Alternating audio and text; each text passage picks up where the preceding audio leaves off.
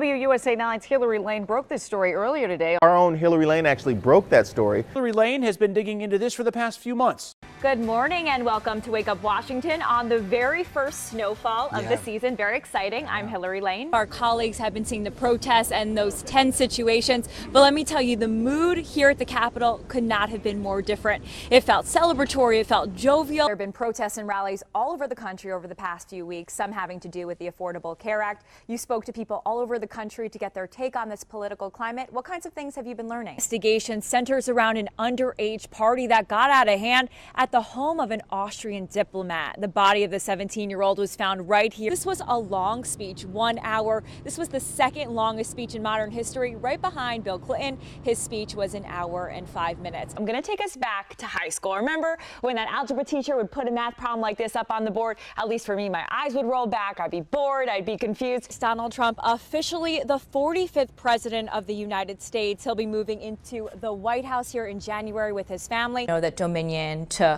the head of the Department of Environmental Quality to the Masters. This is a $2,000 trip, $1,200 at the Irish bar. What was the point of that? You're starting to get into the sensational here now, Hilary. Don't you think so? But it's not sensational because the Department of Environmental Quality oversees Dominion. So that's an important relationship. Good morning, guys. That investigation centers around an underage party that got out of hand at the home of an Austrian diplomat. The body of the 17-year-old was found right here in these woods behind Bannockburn Swim Club a little less than 24 hours after that party. Now let's get to the latest on that investigation. Police are talking to witnesses who were there with Navitsa Perry at the party that night, and they're likely speaking with the Austrian diplomat, Christian Grinskol. And there's been questions about whether there's surveillance video that may offer clues in this case. So far, police say they don't have any. Out here live, you can see that there's a memorial that's been growing. Navid was clearly loved by so many here. There are candles, and these tea lights spell out Nav, a nickname for the tea. Now, we are going to stay on top of this. We've reached out to the Embassy of Austria and to police, and we'll bring you details as they develop. Live in Bethesda, Hilary Lane, WUSA 9.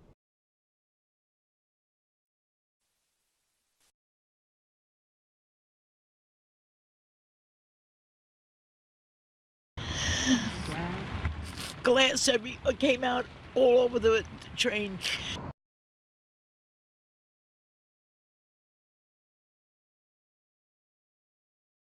We were moving at a pretty rapid pace, and it didn't seem that there was any time for the train to slow down at all.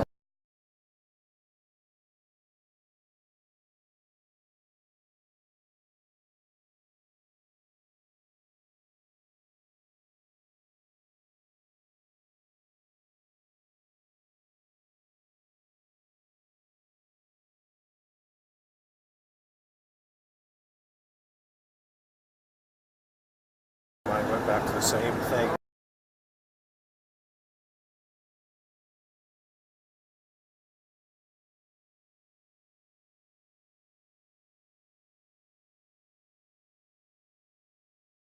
Cutting away the jacket so they could attach some of the life-saving equipment.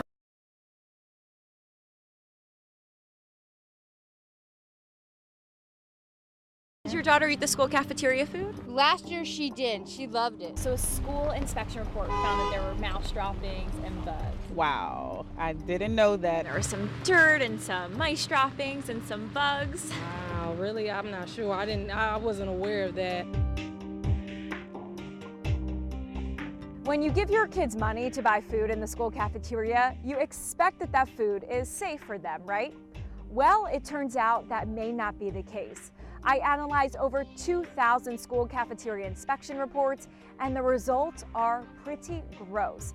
In Prince George's County, 1 in 4 schools were cited last year for rodents, insects, and foods kept at improper temperatures. That's according to online inspection reports.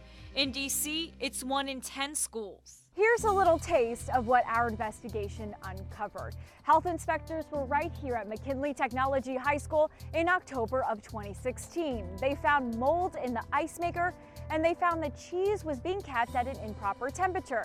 They came back a week later for a reinspection, and the problems were all still there. Nothing was fixed. And health inspectors haven't been back to this school since, and kids are continuing to eat in the cafeteria here. And back in 2016, health inspectors came here to Capitol Heights Elementary in Capitol Heights, Maryland. When they were here, they found rodents. They came back 5 months later and found rodents again, and since then they have not been back to the school to recheck it. According to national guidelines, each school is required to be checked twice a school year, but re-inspections are not required. With rodents, oftentimes we think about the possibility of getting salmonella if there's any kind of mixture of their urine or feces that gets into the food, and that's just scratching the surface. If food isn't cooked at the right temperature, if it's sitting out for too long, what could happen to kids if they then eat that food? Most people who get food poisoning, you get some vomiting, diarrhea, cramps, etc., but you get past it in a few days. One thing that we always worry about in kids, it can happen in adults also, but you can get a bloody type of diarrhea. But in some kids, you can also get what's called hemolytic uremic syndrome, in which you have kidney, liver failure, and oftentimes it can lead to severe morbidity, even mortality. Wow, that's scary stuff. It is. The health departments we spoke to say there have been no cases of local kids getting sick from cafeteria food over the past few years. But food policy experts say that can be misleading. Parents don't always report the problems, and it's sometimes difficult to trace illnesses back to school cafeterias. Experts point to staffing as another one of their concerns. Our report found that there's just one inspector for every 235 school cafeterias, restaurants, and bakeries that need to be inspected in D.C. and Prince George's County. That's 40% less staff compared to other areas in our region where school cafeterias are in much better shape. I just started letting him eat the school lunch. Wow. And you might not after that. Yeah, I definitely won't. So, who's in charge? That would be the departments of health in each jurisdiction. There was an increased activity last year with rodent and vermin in particular. Is the food safe? The kids should be safe. But if you see droppings, that means mice were there. So isn't that a concern and a reason enough to follow up? Yes. But it doesn't happen all the time. No, it doesn't. So tomorrow night, we'll continue the conversation and focus on how to make cafeterias safer for all kids. Join us tomorrow night at 11. Started getting this smell and the bad taste and a film on the water.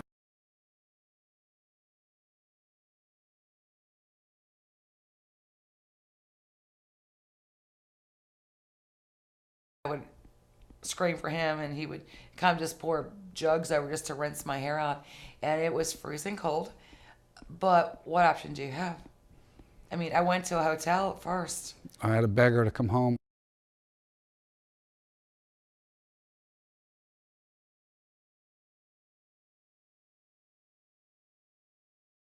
So is the water contaminated? 3 different water tests were done. This one by the state showed that the water is safe. This test by the county found that the water is also safe. A 3rd test done by a local environmental group found that the water is dangerous. The lead level in one of the wells, 30 times what the government says is safe.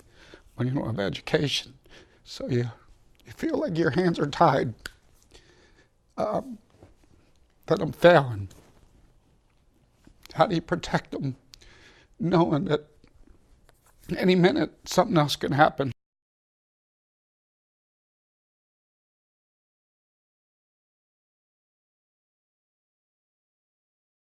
In order for us all to understand just how rare this is, I'm using something very familiar to Boy Scouts, popcorn. This is what they use to make money for their troops. Now, I just want to explain, every piece of popcorn represents 5,000 Boy Scouts. The number of Eagle Scouts, it's a small group, just 5%. And then when we're talking about the number of boys that earn all of their merit badges, you could barely see this speck, right? Well, that's because less than 1%, 0.0018% of all boys accomplish this. One local boy did it, and he began when he was going through a hard time. I was really sad. It's tough on any kid, saying goodbye to a father as he puts on his uniform and travels overseas to defend our country. I was deployed to Afghanistan. That was in 2010.